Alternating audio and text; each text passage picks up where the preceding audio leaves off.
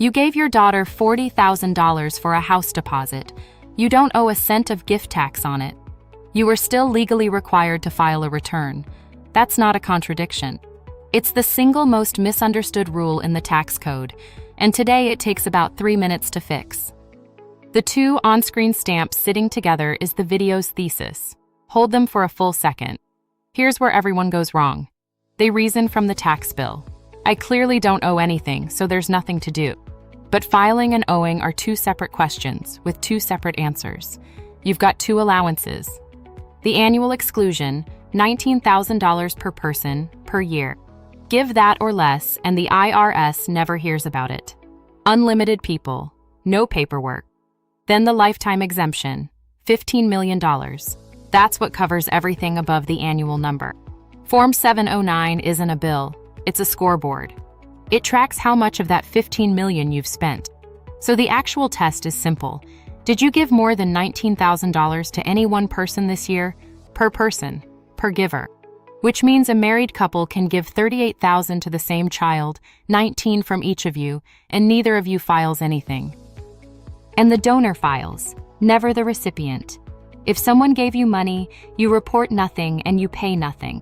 Now, 3 things force a filing no matter how small the amount. 1. Gift splitting. If you and your spouse agree to treat a gift as coming half from each of you, that election only exists if you file. You can end up filing purely to record it. 2. Future interests.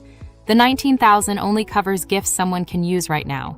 Money locked in a trust until a grandchild turns 30 isn't a present interest. 3. Generation skipping transfers.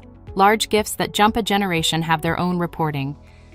Pay your grandson's university $60,000? Nothing to report. Give your grandson $60,000 to pay it himself? That's a reportable gift.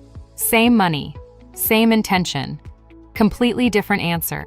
And if you've lent money to family rather than given it, 2 things quietly create gifts. Forgiving the debt is a gift. The day you tell your son to forget the last $50,000, that's a $50,000 gift. And charging no interest creates one too.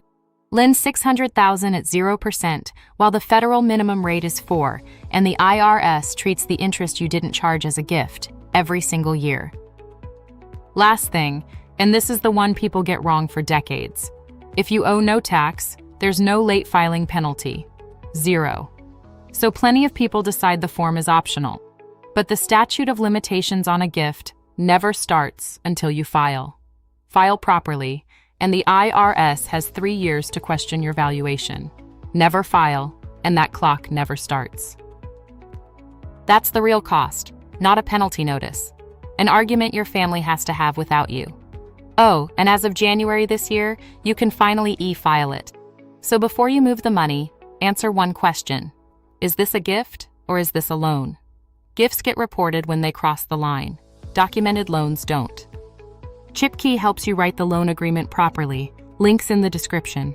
And for anything substantial, talk to a CPA. This is general information, not tax advice.